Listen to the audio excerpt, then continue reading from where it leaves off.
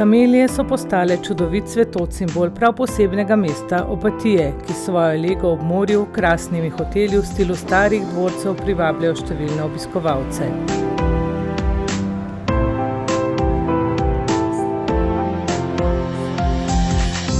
Ti pa so vedno znova navdušeni nad prelepimi parki, v katerih kraljujejo kamelije. Čudoviti cvetoči grmi z enojnimi ali polnimi cvetovi različnih barv.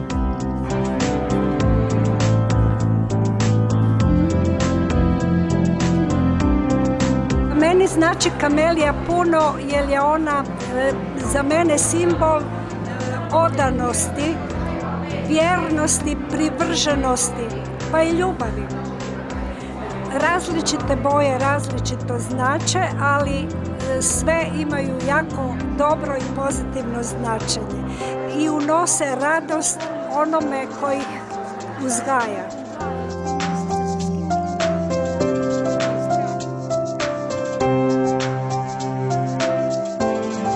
Kamelije so dobile tudi svoj tradicionalni praznik, festival Kamelij, ki je letos doživel že 14. izdajo. Festival ves teden privablja ljubitelje in občudovalce kamelij od blizu in daleč. Gospodin Urban nam je osnovao udrugu 2008. Od tad se održava izložba, ali festival kamelija se održava prvi put ove godine. Zato što traje 7 dana, ovo je pravi festival. Krenuli smo od prezentacije kamelije vrtiću pa školama, onda smo imali edukaciju i za nas koji uzgajamo kameliju. A evo danas se nalazimo tu na svečanom otvaranju izložbe. Izložba je koncipirana tako da snimamo cvjetove i grmove koje žiri ocjenjuje. Isto tako i dječje radove školarce od 1. do 4. i od 5. do 8. To je već sve ocijenjeno, to je žiri već pregledao. Ali živi cvjetovi, njih ocjenjuju publika.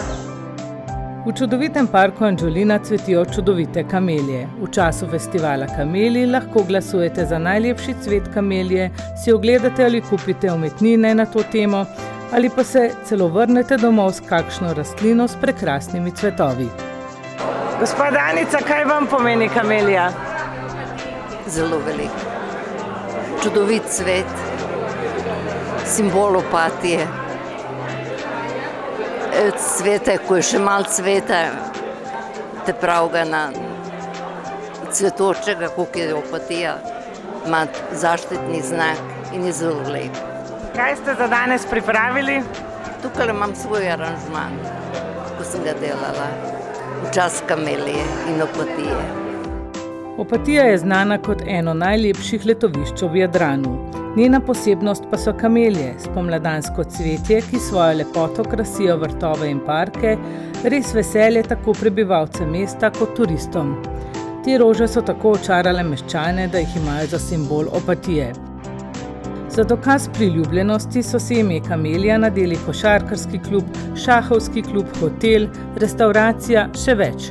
Zaslužile so si celo svoj festival Kamelij, ki so ga odprli 4. aprila in zaprli 10. aprila. Privabil je množico ljubiteljev cvetja. Organizira ga zadruga s predsednico Miro Šalabi in številnimi prostovoljci.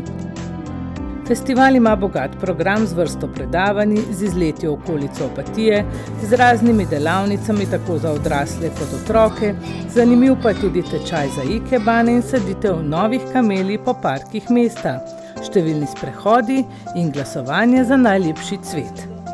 Ponosim se da sam među prvima član ove divne udruga Kamelija i svaki put kad sam ovdje osjećam se, moje srce je veliko. Jer volim kamelije i kamelije su znak naše Opatije i tako da mi to mnogo znači. Imam kamelije kući koje su dobivali već nekoliko puta nagrade i svaki put se veselim kad sam ovdje. I drago mi je da upoznam ovako divne ljude kao što ste vi, sa svih strana. Tudi župan in občina podpirata tradicijo kamelij in kot obljubljajo, bodo do naslednje pomladi obnovili v celoti park Anđelina. Gospod župan, pravite, da tudi zaradi kamelij je Opatija še lepša. Da, cvijet kamelija je bio puno prepoznatljiviji u Opatiji u prošlom stoljeću, kada je čak bio i simbol Opatije kao znak najjačih opatijskih firmi. Međutim, zahvaljujući udruzi ljubitelja kamelija, taj cvijet se vraća na poziciju koja mu pripada, da se vrati i postane onaj simbol grada Opatije. I zato pozdravljam naše goste, uvažene goste koji su jako visoko rangirani u Hrvatskoj i Slovenije, da dođu u grad na naše izložbe kamelija, jer to bi trebao biti motiv dolaska gdje će se sigurno zabaviti i gdje će im biti lijepo. Pa tudi poletje v Opatiji zelo lepo. Kaj novega pripravljate? Mi imamo jako puno manifestacija. Ja kao novi gradonačelnik nastojim manifestacije dignuti na viši nivo, da to bude prepoznatljivije, bolje, kvalitetnije i da to bude novi motiv dolaska. Uvjeren sam da ću u tome uspjeti i da će svi gosti koji dođu i iz Slovenije i svih drugih zemalja biti zadovoljni. Podporo festivalu so izrazili tudi člani Fidžeta, svetovnega združenja turističnih novinarjev in piscev v turizmu, katerega članica je tudi predsednica festivala. Za zaključek pa se je predstavila Vivian Galeta, članica HNK Rijeka, s svojim zlatim glasom in zaključila čudovito uspel 14. festival kamelij v Opatiji, kraljici Jadrana.